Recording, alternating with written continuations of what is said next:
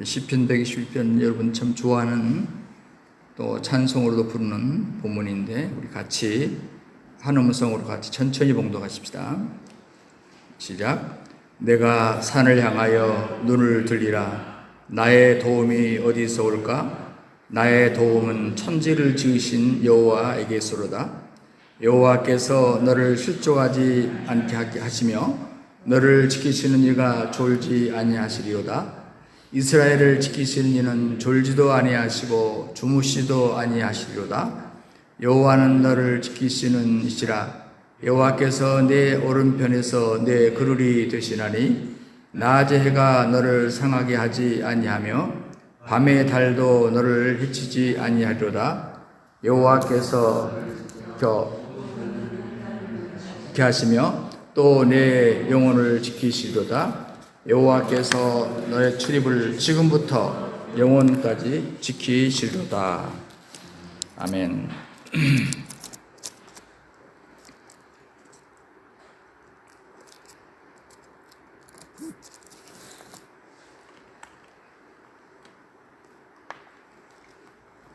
지난 교회를 설립한 예배를 드린 이후에 여러 교우들이 많이 아프기도 하고 또 위험한 차량 사고도 있고 그런 소식들을 제가 들었습니다.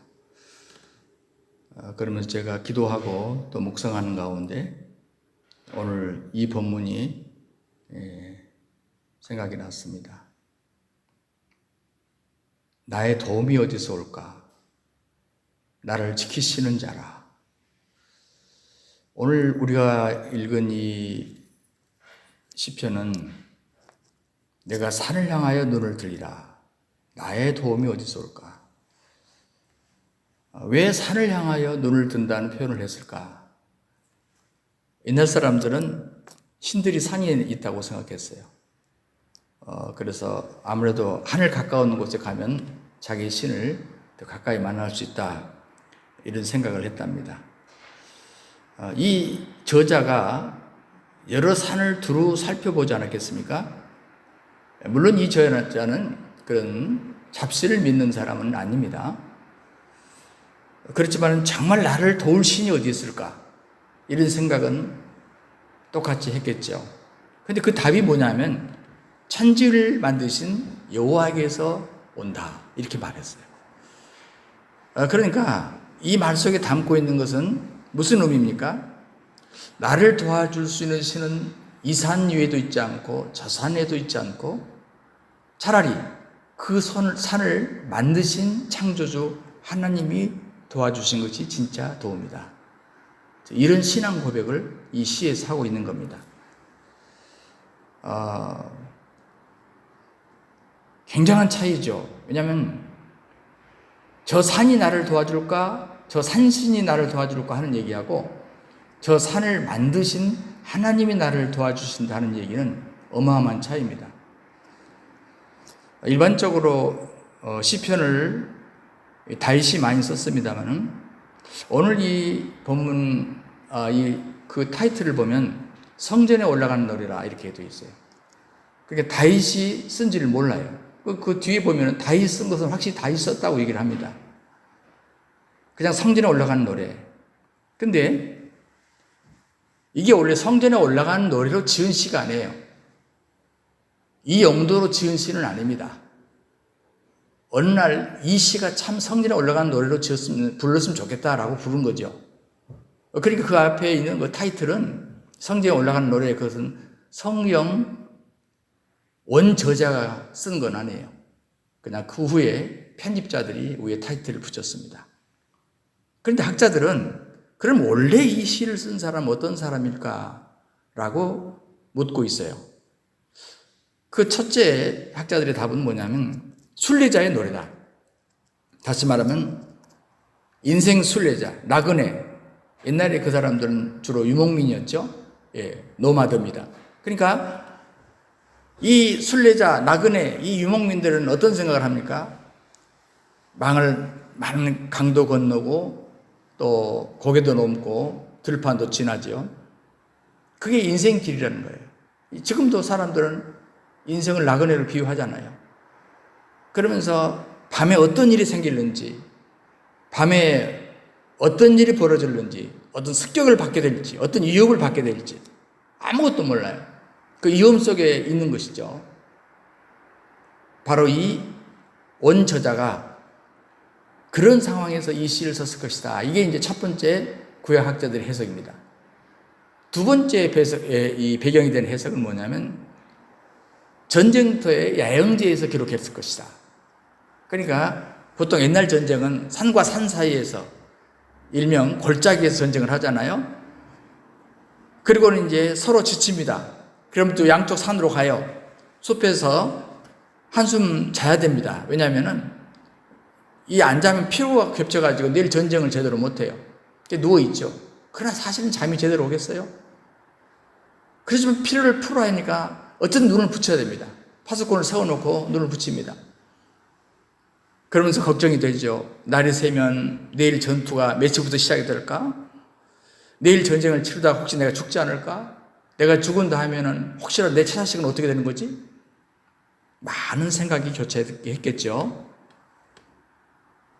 그러면서 눈을 깜빡깜빡하면서 산을 봅니다. 그러면서 이 생각 저 생각을 합니다. 솔직히 우리 인생의 삶이 전쟁터가 아닌가요? 우리 인생의 삶이 나그네가 아닌가요? 이 시는 사실은 우리들의 시고 또 우리들이 읊어야 할 내용이에요. 보통 저는 여러 가지 본문을 보겠지만 세 가지로 일단 정리하려고 합니다. 하나는 뭐냐면 우리가 여러분 주보 이 설교 요약을 보시면서 같이 봅시다. 도움을 왜 산에서 찾아야 되는가 하는 것이죠. 두 번째, 그리고 우리 진정 도우실 분이 누구일까? 그리고 세 번째는 우리를 도우시는 방법은 무엇인가? 이렇게 오늘 본문에서 교훈을 도출하도록 하겠습니다. 먼저 우리가 도움을 산에서 찾아야 할까? 왜 산에서 찾아야 할까 하는 것입니다. 사람은 출생 때부터 일생 동안 수많은 사람으로부터 도움을 받으며 살아갑니다. 그러나 어쩔 때는 살아가면서 한계를 느껴요. 좀 도와줬으면 좋겠는데, 조금 더 도와줬으면 좋겠는데 이거밖에 안 될까? 이게 바로 나의 도움이 어디서 올까 하는 얘기죠.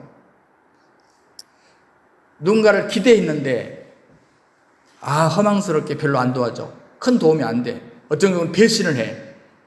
그때 결국 어떤 생각을 합니까? 결국 믿을 것은 나밖에 없어. 그래서 아주 마음을 독하게 먹는 사람이 있어요. 두 번째는 크게 낙심해가지고 좌절해가지고 우울증에 빠져서 이러지 못하는 사람도 있어요. 세 번째 경우는 미신적인 수단 방법을 찾아봅니다.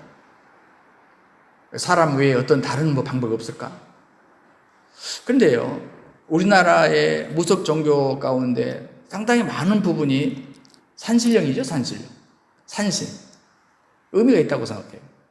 여러분, 불교에서 사찰을 아주 거의 대부분 좋은 사찰들이 다 산속에 위치해 있어요. 우연은 아니라고 생각해요. 물론 이 시인은 내가 산을 향하여 눈을 들리라 했을 때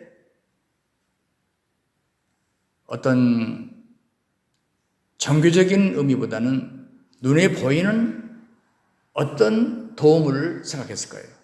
눈에 보이는 어떤 도움. 산으로 비유되어 있지만 사실은 그것이 아니죠. 마치 예수님께서 믿음을 설명하실 때 이 산을 명하여 바다로 던지라 해도 된다. 그 말 했을 때 그 산은 뭐겠습니까? 인간 앞에 가로놓여 있는 문제들이죠. 넘어야 할 문제 아니겠습니까? 오늘 이 산도 우리는 그렇게 해석하고 싶어요. 우리 인간들은 세상에서 눈에 보이는 뭔가를 위해서 부단히 노력하잖아요. 세상 사람 이걸 성공이라고 말해요. 요즘에는 건강이 가장 앞서기도 하더라고요. 권력도 명예도 또 물질이나 돈도 부단히 추구합니다. 왜냐하면 그것이 내가 의지할 산이라고 생각하기 때문에 추구해요. 그런데 사실은 따지고 보면 그게 사실 산이 아닐 경우가 많거든요. 그것은 사실은 뭡니까? 중성입니다. 여러분, 돈도 명예도 건강도 그리고 권력도 사실은 그것이 죄는 아니거든요. 이걸 우리 얻을 수 있으면 참 좋아요. 왜냐하면 어떤 사람은 그것이 있기 때문에 여러 사람을 도와주고 또 하나님의 사업을 하는 사람이 얼마나 많습니까? 또 권력과 명예로 사회정의를 일으키고 좋은 세상을 만들어가는데 앞장선 사람이 얼마나 많습니까? 그러나 위험성은 뭡니까? 사람들이 그렇게 순수하질 않아요. 그걸 추구하되 욕심으로 추구하고 그걸 추구하되 남을 지배하려고 추구하는 게 얼마나 많습니까? 그런데 성경의 시인은 이런 세상이 좋은 것을 가리켜서 산으로 표현해요. 그것들이 나를 도와줄 거야 라고 사람들이 생각할 거다 그 말이죠. 이걸 전제하고 있습니다. 그러나 성철 스님이 표현대로 산은 산이고 물은 물 뿐입니다. 그것이 어떤 의미가 있는 건 아니에요. 다만 사람이 그것에다가 의미를 부여할 때 의미가 있는 것이죠. 2차 세계대전이 일어나기 전에 프랑스가 이미 독일이 침범해 올 것을 이미 알죠. 1차 대전 때 엄청 당했기 때문에 2차 대전이 당하지 않는다. 그래서 당시에 육군 장성이기도 한 전쟁부 장관 프랑스의 앙드레 마지노라는 사람에게 지시를 해서 어마어마한 예산을 퍼부어서 방어선을 구축합니다. 독일과 프랑스의 경계선에 쫙 6년 동안 어마어마한 철골 이중으로 세우고 또 보병의 침을 막기 위해 철조망지대를 설치를 하고 직경 6m의 콘크리트 벽을 세웁니다. 어마어마합니다. 작전실, 발전실, 탄약고 전부 지하 60m, 70m에 독일 와봐라. 이번에는 안 당한다. 그런데 사실은 어이가 없게도 우리가 이 앙드레 마지노의 그 이름을 따서 오늘날도 더 이상 물러설 수 없는 한계선을 말할 때 우리가 마지노선이라는 말을 하는데 어이없게도 그 위에 룩셈부르크하고 벨기에로 돌아왔어요. 정작 마지노선은 쓸모가 없었던 거예요. 물론 전혀 쓸모가 없는 건 아니지만 어마어마한 병력을 사단들을 60개 사단을 거기 집어넣고 그러다 보니까 오히려 20개 사단 갖고 막으려고 하니까 막을 길이 있습니까? 예. 그들이 믿었던 마지노선도 무너져요. 의미가 없게 돼요. 성경에 드로아라고 나오는데 트로이 섬, 우리가 목마 사건을 잘 알잖아요. 우리가 만리장성 우리가 지금은 구경하지만 옛날에 사실은 만리장성을 그렇게 쌓아놓고도 별 쓸모는 없었거든요. 하나님이 이런 역사적인 사건을 통해서 우리에게 뭘 가르쳐 주는 거예요? 너희들이 막고 쌓는다고 해서 해결되는 건 아니다. 우리 인생의 둥지를 너무 낮게 두면 안 돼요. 사실은 우리가 피조물된 우리 인간으로서 우리 인간적 둥지를 틀어갖고 해결하려고 하면 안 돼요. 일시적인 것, 가변적인 것 갖고 해결이 안 됩니다. 그렇다면 두 번째, 우리를 진정 도우실 분은 누구인가 하는 거예요. 여러분, 우리가 도움을 구할 때 기본적인 것이 있어요. 하나는 뭐냐면 도움을 구할 대상이 있어야 됩니다. 오케이. 두 번째, 그리고 그 도움을 줄 사람이 내게 도움을 주고자 하는 의도가 있어야 돼요. 의지가 있어야 돼요. 그리고 세 번째, 그 도움을 줄 수 있는 능력도 있어야 돼요. 여러분, 옛날에 우리 부모님들이 특히 우리 한국 부모님들은 훌륭하시잖아요. 자식들을 자기는 못해도 많이 가르치려고 하고. 그렇지만 못 가르쳤어요. 왜냐하면 마음은 온유로 돼요. 능력이 없으니까. 우리가 도움을 구하려고 해도 도움을 구할 사람이 없고 또 도와줄 뜻을 가진 자가 더 없고 그리고 도와줄 능력도 없고 여러분 이때 오늘 저자는 우리에게 말합니다. 하나님은 전능자시다. 바로 그분이 너를 도울 것이다. 왜냐하면 그분은 도울 의도를 갖고 있고 도울 뜻을 갖고 있고 도울 준비를 다 하고 있고 도울 실력도 있다. 자, 이분을 우리는 파라클레이토스, 보혜사라고 말합니다. 보혜사는 단지 성령님만 말하는 건 아니에요. 하나님께서 우리 곁에서 우리와 함께 보호해 주시는 보혜사십니다. 그래서 성경에 보면은 성부 하나님이 우리를 도우시고, 성자 예수님이 우리를 도우시고, 성령 하나님이 우리를 도우시고, 그리고 우리를 지키는 천사들이 또한 도움는다. 이렇게 성경은 말해요. 한번 성경을 우리가 한번 찾아서 읽어보겠어요. 먼저는 성부 하나님에 대해서. 자, 여러분이 주보에 이사야 41장 10절을 우리 같이 읽어봅시다. 시작. 두려워 말라. 내가 너와 함께 함이니라. 놀라지 말라. 나는 내 하나님이 됨이니라. 내가 너를 굳세게 하리라. 참으로 너를 도와주리라. 여기 보세요. 여기 성부 하나님에 대해서, 여호와 하나님에 대해서 참으로 너를 도와주리라. 이렇게 말하고 있죠. 여러분, 우리가 보통 아브라함을 창세기 12장에서부터 나온다고 말하고 있습니다만 25장 7절에 하나님께서 그의 영혼을 데려가실 때까지 175세, 그러니까 75세 하나님 부름을 받아가지고 적어도 물론 그 전에도 하나님 도우셨지만 100년 동안은 하나님께서 그를 항상 지켜주셨어요. 성경에 몇 가지 얘기가 나와요. 위기 때마다 도와주시는. 근데 우리가 저 철없을 때 저는 그런 생각을 했어요.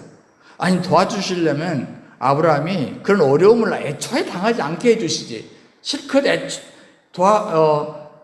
어려움 속에 빠지고 나서 꼭 건져주시더라? 이런 생각을 제가 이렇게 성경을 보면서 한 적이 있는데, 근데 사실 따지고 보면요, 우리가 위기의 때가 없었다면 위기의 때에서 건짐받을 간증도 없어요. 우리가 한 번씩 위기에 빠져갖고 다시 나와야 그게 정말 하나님 역사했다는 걸 실감이 나지, 애초부터 문제도 없었다 하면요, 우리는 사람 노릇도 못합니다. 창세기 14장에 보면요, 자기 조카 롯을 구하려고 자기 가신들을 데리고 나가서 야간 침투를 해서 구해 놓잖아요. 근데 급하니까 조카를 구해 놓긴 했지만은 그 주변의 연합군들을 두려워합니다. 이제 날이 새면 이 연합군들이 이 사실을 알고 뭉쳐가지고 자기를 칠 텐데 얼마나 두렵겠어요. 그때 하나님께서 아브라함아, 15장에 보면 두려워하지 말라. 나는 너의 방패니라. 방패. 여러분 설명할 필요 없잖아요. 하나님의 방패가 되니 걱정하지 마라. 창세기 20장에 보면요, 자기 아내 사라가 너무 예뻤나 봐요. 너무 예쁜 여자 데리고 사면 피곤해요. 근데 그러랑이 사라 자기 부인을 뺏어갔잖아요. 근데 하나님께서 그날 직접 나타나서 못 만지게 하고, 그리고 오히려 다음날 사과하고 소, 양, 노비, 은 1,000개 보이는 땅까지 아브라함에게 주지 않습니다. 건들면 넌 죽어. 또 주님이 또 말씀하시고. 여러분, 이게 뭐예요? 사실 아브라함은요, 이 어려움을 통해서 부자가 됩니다. 그 그라랑이 엄청나게 부유하게 만들어줘요. 물론 여러분에게 제가 그러니까 마누라를 잃어버릴 그런 위기함에 처해서 부자가 되라고 제가 그런 뜻은 아니에요. 그러나 어쨌든 간에 결과론적으로 그랬다 그 말이에요. 여러분, 성자 예수님 어떤 분입니까? 자, 교재 한번 같이 읽어봅시다. 히브리서 2장 18절 시작. 자기가 시험을 받아 고난을 당하셨은즉 시험 받는 자들 어떻게 해요? 능히 도우시느니라. 예수님도 우리 형편을 본인이 다 겪어보셨기 때문에 우리 아픔과 고통을 알아서 결정적 순간에 도와주신다고 말하잖아요. 자, 성령 하나님 어떻습니까? 자, 로마서 8장 26절 다 같이 시작. 이와 같이 성령도 우리 연약함 어때요? 도우시나니 마땅히 빌 바를. 우리는 빌 것도 잘 몰라. 어떻게 기도해야 할 것도 잘 모를 때가 있어요. 그런데 우리를 위하여 기도하시면서 도와주신다. 대단합니다. 여러분, 바울이요, 풍랑을 만나서 배가 깨지지 않습니까? 4차 전도여행이라고 우리가 말할 수 있는 로마로 배를 타고 갈 때 멜리데셈의 토인들, 우리 일명 말하면 뭔 말이에요? 식인종 아닙니까? 큰일 난 거죠. 배에서는 어떻게 살아났어도 식인종한테 잡혀먹는다고. 자, 이런 위기의 때, 그리고 또 독사에 물려요. 자, 몇 가지 어려움입니까? 그런데도 하나님께서 식인종이 좋은 사람이 되게 하고, 그리고 무슨 독을 마실지라도 해를 받지 않는다는 말씀처럼 해를 받지 않습니다. 성령께서 보호하신 거죠. 또 천사들이 보호합니다. 자, 다니엘서 10장 13절 교환 시작. 그런데 바사국군이 21일 동안 나를 막았으므로 내가 거기 바사국 왕들과 함께 머물러 있더니 군장 중 하나 미가엘이, 여기 미가엘 누구예요? 천사입니다. 천사장 가운데 하나요. 예, 천사장. 예, 천주교에서는 대천사 이렇게 말하죠. 미가엘이 와서 나를 도와줌으로 다니엘을 도와서 기도 응답을 받게 하시잖아요. 베드로가 잡혀서 다음 날이면 헤로당 끌려가서 죽어요. 그런데 어떻게 편히 잠자는지 모르겠어. 천사가 오히려 깨워요. 그리고 그걸 벗어나게 하지 않습니까? 근데 베드로는 잡혀서 죽지 않고 오히려 헤롯은 벌레에 물려서 성경이 죽은 것으로 나와요. 예, 이렇게 도와요. 천사들이 깨웠다니까요. 혹시 여러분 그런 경험 없어요? 좀 경험 좀 해보세요. 미국의 한 예쁜 아가씨가 핸섬한 남자와 사귀게 됩니다. 폴링 인 러브, 깊은 사랑에 빠졌어요. 사람이, 남녀가 사랑에 빠져 적당히 빠져야죠. 너무 빠질 필요는 없어요. 근데 이 아가씨는 너무 빠졌나 봐요. 얘를 너무너무 사랑해요. 근데 얘는 월남전에 참여하게 됩니다. 근데 안타깝게도 벌써 내가 스토리가 전개되면 알잖아요. 전사했어요. 견딜 수가 없는 거예요. 살 용기가 나지 않는 거예요. 결국은 자기도 모르게 강으로 갑니다. 빠져 죽으려고. 강물에 뛰어들어 죽으려고. 계단을 올라갑니다. 근데 그때 마치 옆에 한 인자한 아저씨가 다가오는 거예요. 그리고 말을 걸어요. 아가씨, 이 추운 겨울에 왜 여기까지 왔어요? 저 초소에 가서 나랑 이야기 좀 합시다. 하도 인자하신 아저씨니까 자기도 모르게 끌려갑니다. 갔더니 커피가 끓고 있고, 그리고 거기에 모닥불이 타고 있어요. 커피를 마시면서 이야기를 합니다. 아가씨, 왜 강에 나와서 죽으려고 했어요? 자초지종을 얘기합니다. 그랬더니 그 인자한 아저씨가 따뜻한 말로 따뜻한 손을 잡고 기도해 줍니다. 그때 이 아가씨의 마음이 녹으면서 희망이 생겼습니다. 그래서 죽지 않고 집으로 돌아갑니다. 단잠을 자고 나니까 마음에 편함이 있어요. 생각해보니까 너무 그 인자한 아저씨가 고마워요. 그래서 고맙다는 인사라도 해야 되겠다고 찾아갑니다. 근데 아무리 봐도 그 초소도 안 보이고 그 다리도 안 보이고 아저씨도 안 보이는 거예요. 내가 어젯밤에 어디로 왔지? 주변 사람들에게 물어봤어요. 근데 거기는 다리도 없고 초소도 없고 그런 아저씨도 없다는 거예요. 아가씨는 깨달은 거죠. 아, 나를 살리려고 나타난 천사였구나. 이 간증을 제가 읽은 적이 있습니다. 여러분, 하나님 지금도 우리를 보이게, 어쩔 때는 보이지 않게 우리를 지키십니다. 세 번째, 그는 우리를 어떤 방식으로 지키시는가, 어떻게 도우시는가 하는 거죠. 나의 도움이 어디서 올고, 여기 어디서 올 거라는 게 오늘 본문에 보면 2번 나와요. 그리고 그 후 절부터 보면은 지키신다는 말이 6번 나와요. 나를 지켜서 도와주신다. 사실 오늘 설교 제목입니다. 여호와 하나님께 나를 지키심으로 도와주신다. 어떻게 도와주시는가? 오늘 보면 5가지 정리할 수 있어요. 하나는 우리를 졸지 않고 지켜주신다. 2번째, 우리를 철저하게 지켜주신다. 3번째, 우리를 영혼까지 지켜주신다. 4번째, 우리를 환난에서 지켜주신다. 5번째, 우리를 영혼까지 지켜주신다. 여러분, 하나님은 첫째 우리를 졸지 않고 지켜주세요. 자, 3절 4절에 보면 하나님은 졸지도 않고 주무시지도 않는다, 이런 표현을 하지 않습니까? 사무엘 26장에 보면 다윗이 사울에게 쫓기는 장면이 나와요.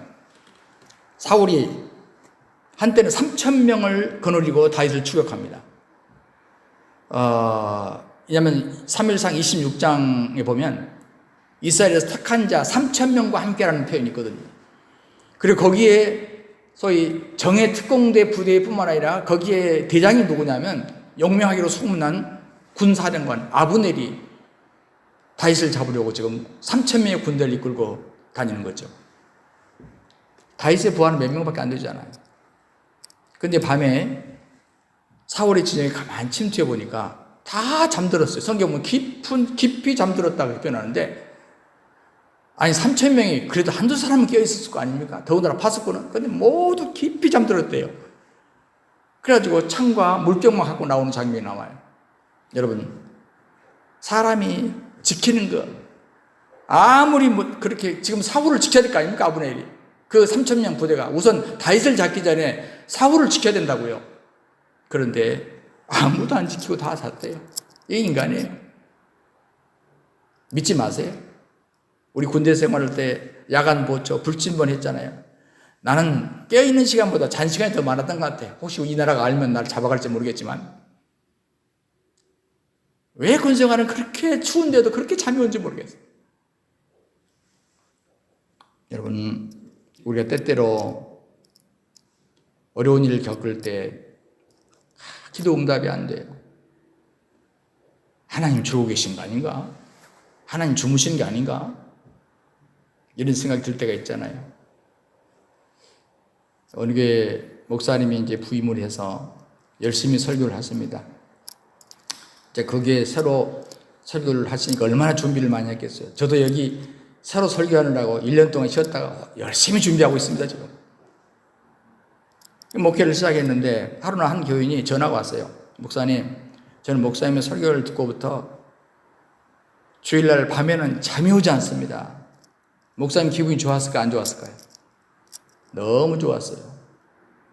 야, 설교를 얼마나 은혜스럽게 내가 하면 충격을 받아가지고 잠이 안 올까. 목사님 물었어요. 무슨 점이 그렇게 은혜 받고 충격을 받으셨습니까? 목사님, 그게 아니고요. 목사님 설교가 너무 잠이 와서 설교할 때마다 잡니다. 그러다 보니까 주일날에 실컷 자고 주일 밤에 집에 오면 잠이 안 와요.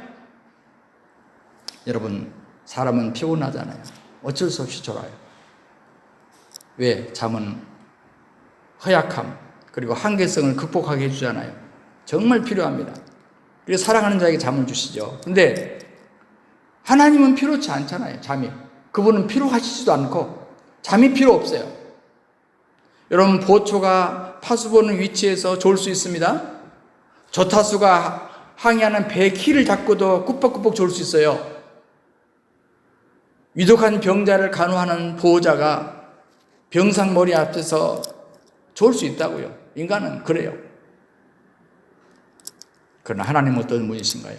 엘리야가 갈멜산에서 바알 선지자 450명, 아세라 선지자 400명, 그러니까 850명 아닙니까? 예, 거기서 전투를 하는 장면이 나와요. 정말 영적 전쟁이죠. 그 850명이 날뛰면서 자기 신들을 부르는데 응답이 없어요. 불이 안 내려와요. 그때 엘리야가 한 말이었어요. 큰 소리로 부르라. 혹시 네 신이 묵상하고 있는지 모르겠다. 혹시 잠깐 외출했는지 모르겠다. 불러라. 거기 재밌는 장면. 혹시 그가 잠이 들어서 깨워야 할 것인지. 그 말은 무슨 말이에요? 네 신들은 잠자지만 내가 믿는 신은 잠 안 잔다. 그 말이죠. 여러분, 그렇습니다. 하나님은 우리를 졸지도 않고 주무시지도 않고 우리를 지키시고 보호하십니다. 두 번째, 하나님은 우리를 철저하게 지켜주시죠. 5절에 보면 내 우편에서 그늘이 되신다고 말했어요. 그늘.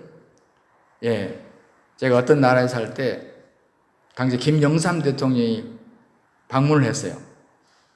그 나라에 한국 사람들이 별로 안 살다 보니까 연락이 왔더라고요. 선교사님도 좀 꼭 자리를 좀 차지해 주라고. 거기에 이제 한국 참전 용사 비례가 있는데, 그러면 벨기에 바돈이라는 왕이 아버지가 교통사고가 돌아가지고 20세 왕이 돼가지고 최초로 결정한 사건이, 가장 중요한 결정한 사건이 한국전 전에 의료병과 보병을 파견하는 일이었어요. 그때 룩셈부르크와 벨기에가 같이 왔어요. 100여 명이 죽었어요. 통역관들도 몇 죽고, 그래서 거기에 한국의 거리를 만들고 거기에 그 참전용사 비를 적어놓고 그 이름을 다 적어놨는데, 그때 통역관으로 죽었던 한국 사람 이름까지 같은 부대원으로 적어놨더라고요. 이제 거기 이제 대통령들이 오시면 아마 그 헌화를 하는데, 그 나갔더니 이제 외교관들하고 그 몇 분 주조관들이 나와서 있는데 대통령 기다리는 겁니다. 근데 먼저 경호원들이 쫙 와 있더라고요. 경호원들은 막 얘기를 하는 거예요. 요즘에 한국이 어떻습니까? 궁금하다고 우리는 묻고 이렇게 한데 저기서 무정이 딱 오나 봐요. 귀에가 뭐 꽂고 있잖아. 그리고 뭐 사이카 부대가 쫙 오는 거예요. 대통령은. 와, 나는 그때 경호원이 뭔가를 봤어요. 사실 저기 아파트가 있고 이쪽에도 아파트가 있어서 굉장히 사실은 누구를 암살을 하면 위험하죠. 근데 경호원들이 그렇게 자유스럽게 우리에게 얘기하다가 저쪽에서 신호가 딱 오니까 대통령이 곧 도착한다 하니까요. 자기 위치로 쫙 가서 난 눈이 돌아간다는 말을 처음 봤어요. 그 경호원들이 자기 위치에서 눈이 팽팽팽팽 돌아가요. 금방 그렇게 치는데 소용없어. 아, 이게 경호원이구나. 눈이 막 돌아가는데요. 예. 대통령 손도 잡을 수 없겠더라고요. 그렇게 무섭더라고요. 여러분, 저는 거기서 참 많은 걸 배웠어요. 아, 깨어있다는 것이 뭔가. 여러분, 국가 행사를 할 때 국기에 대한 격려하는 순서가 있잖아요. 군인들은 격려를 하고 보통 사람들은 오른손을 가슴에 댑니다. 주목이죠. 근데 그때 대통령을 경호하는 책임자들은 국기를 주목하지 않는답니다. 국기에 대한 격려를 해도. 그 사람들은 누구를 주목할까요? 오로지 대통령을. 여러분, 하나님은 그보다 더 철저하게 우리를 지키신다 그 말이에요. 그림자처럼 그런이 되신다. 그런 말을 저는 꼭 그런 뜻은 아니지만 비유적으로 그림자같이 주님이 우리를 항상 함께 하신다. 이렇게 말하고 싶어요. 여러분, 기도할 때 어쩔 때는 참 내 마음이 약했는데 절박했는데 기도하는 순간에 참 든든한 느낌이 들 때가 있어요. 꼭 내 옆에 누군가 계시는 것 같아요. 여러분 그런 경험 해보신가요? 아, 주님이 여기 와 계시네. 내 옆에 계시네. 예민할 때 그런 느낌이 있어요. 얼마나 든든한지. 세 번째, 하나님 우리를 영원까지 지키신다. 때죠. 영원. 여러분, 하나님 너의 출입을 지금부터 영원까지 지키시려다. 대통령도 임기 끝나보세요. 그렇게 지켰던 사람들이 다 어디 가고 없어요. 주한미군이요, 우리를 지키기 위해서 주둔한다고 믿었어요.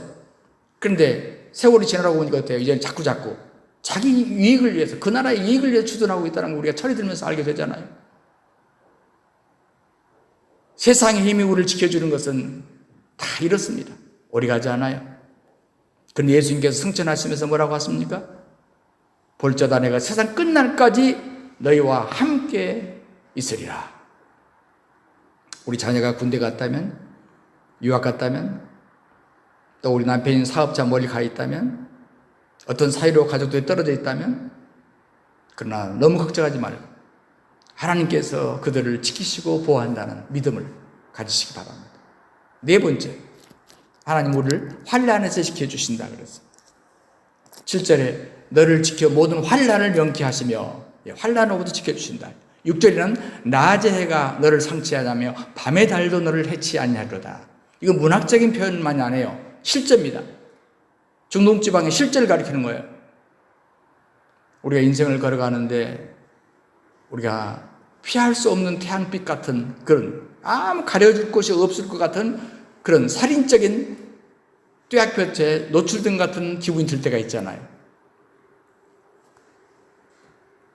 카일 델리츠라는 그 독일의 그 주석을 보니까요, 근동 지역에서 노천에서 달빛을 맞으면 잠을 자는 사람이 아침에 현기증을 일으킨다. 그런 표현을 했더라고요. 그러니까 더 심하면 정신 이상이 이른대요. 왜 그런지는 잘 모르겠어요. 그쪽 지역의 달이요. 그래서 사실요, 정신 이상자라는 영어 표현이요, 루나틱스라고 그러잖아요. 예, 루나는 달입니다. 그러니까 광기 혹은 별종들 이런 말할 때 루나틱스라는 말을 쓰거든요. 이게 별하고 좀 관련이 있는가 봐요. 제가 이제 더 깊이를 못 찾아봤어요, 시간상. 예, 여러분, 밤이 되면 그것이 아니더라도 추워요. 그래서 양털 옷을 그 사람들이 왜 여름에도 갖고 다니겠어요? 예, 차이 때문에. 저는 저 장수란 곳에 사는데요, 요즘에는요, 기온 차이가 15도에서 20도가 나요. 아침에는 보면 서리가 지는 것 같고, 아니면 안개가 자욱해요. 근데 낮에는 막 20도 올라가고. 근데 중동지방은 어쩌겠어요? 여러분, 하나님은 낮에 해가 내리쬐다 할지라도 밤에 달이 너에게 그렇게 한다 할지라도 낮에 해가 너를 상하지 않게 하고 밤에 달도 너를 해치하니로다. 아니할 것이다. 실제로 이스라엘 백성들이 광야 행진을 할 때 불기둥과 구름기둥으로 그들을 지켜줬잖아요. 아모리 사람과 여호수아가 싸울 때 태양이 기본 위에 머무르고 달이 아얄론 골짜기에 머물렀잖아요. 실제입니다. 그러나 이 시인은 우리의 삶의 현장에서 그렇게 할 것이다 라고 말하는 것이죠. 여러분, 그럼 우리는 환난이나 그런 고통이 없단 말입니까? 그건 아니에요. 우리 역시 하나님의 사람들도 환난이나 어려움 당하지만, 그러나 그것은 단순히 환난이 아니라 우리에게는 뭐가 됩니까? 연단이 됩니다. 과일나무, 채소가 더 많은 열매를 맺기 위해서 막 가지를 치잖아요. 우리는 굉장히 아깝게 생각하지만 전문가는 그렇게 생각하지 않더라고요. 과감하게 쳐요. 바로 그 아픔이죠. 우리 성도들에게 그 환난은 바로 그 아픔이에요. 더 풍성한 열매를 맺기 위한 그 아픔이죠. 그리고 마지막 5번째, 하나님은 우리의 영혼까지 지켜주신다. 또 7절에 내 영혼을 지키시로다. 여러분, 우리가 우리의 영혼을 세상 누가 지켜주겠어요? 마귀로부터 지킬 수 있는 분은 하나님밖에 없어요. 무당이 잠깐 마귀를, 귀신들을 달릴 수는 있어요. 그러나 지켜주지는 못해요. 자기들도 마귀를 앞에서 떨어요. 왜요? 못 지켜준다는 걸 알기 때문에. 그러나 우리는 그렇지 않아요. 내 영혼을 지키시로다. 하나님은 우리를 지키시는 분. 그래서 5절에 어떤 영어 성경을 보니까 그렇게 번역을 했어요. The Lord is your keeper. 키퍼가 뭐예요? 우리가 축구 경기가 생각나잖아요. 예. 우리 하나님이 보세요. 이 축구 경기 잘하는, 키퍼 잘하는 사람 보니까 뭐 신의 소인이, 금의 소인이 이렇게 막 별명을 붙이잖아요. 그래서 실점을 하더라고. 예, 그래서 실점을 해요. 그런데 하나님은 우리의 영원한 키퍼세요. 지켜주십니다. 한 점도, 한 골도 들어가지 못하도록.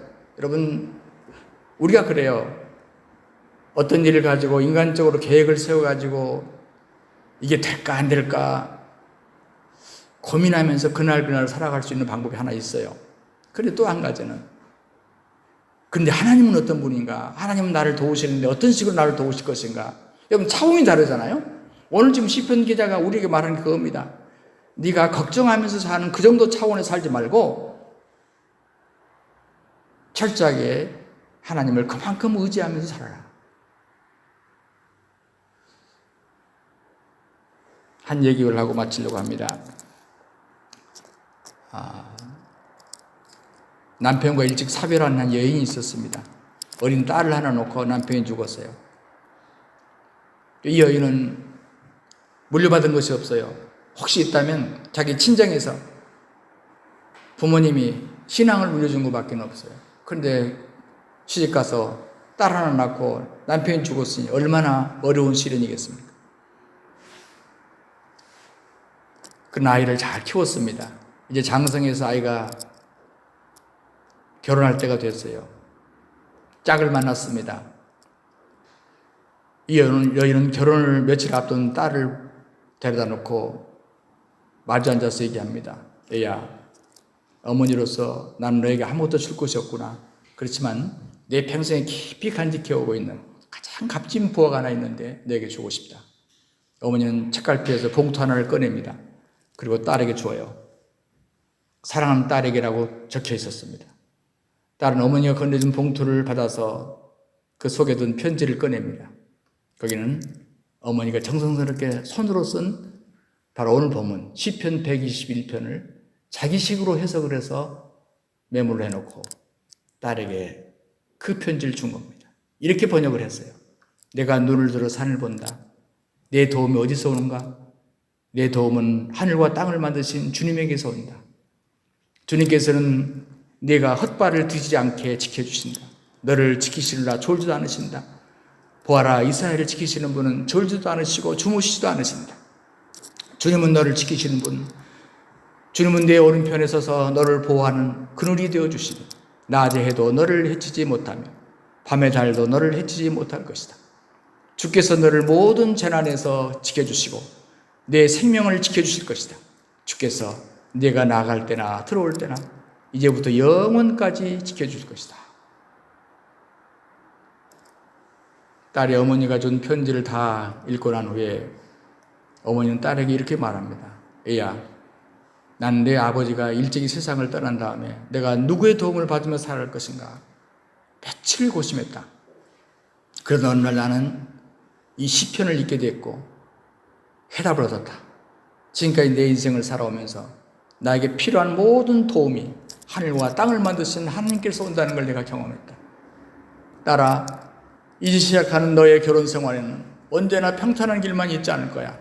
때때로 걸려 넘어질 수 있고 장애물도 많아. 그러나 너를 지키시는 하나님은 졸지도 않고 주무시지도 않기 때문에 너를 지켜주실 거야. 낮에 밤이 끊임없이 교차하는 너의 결혼 생활에 네가 감당해야 할 무거운 짐도 있고 상처받을 일도 많을 거다. 그러나 하나님은 너의 그늘이 되어주실 거야. 내가 마지막으로 너에게 말한다. 너의 인생의 순례길에서 뜻밖의 재난이 있을 때마다 하나님은 이제부터 너의 출입을 이 세상에서 내 생명이 다하는 순간까지 영혼까지 지켜주실 것을 믿어라. 사랑하는 딸은 눈시울을 적시며 조용히 어머니에게 다가와 어머니 손을 붙잡습니다. 어머니를 평생 지켜주시는 그 하나님께서 내 생의 여정을 인도해 주실 것을 믿어요. 두 모녀는 무릎을 꿇고 하나님께 기도했습니다. 여러분, 우리가 인생을 살아가는데 죽음보다 더 절실한 문제는 저는 사는 거라고 생각해요. 차라리 죽어버리는 간단해요. 그런데 사는 것이 더 힘들고 더 어려워요.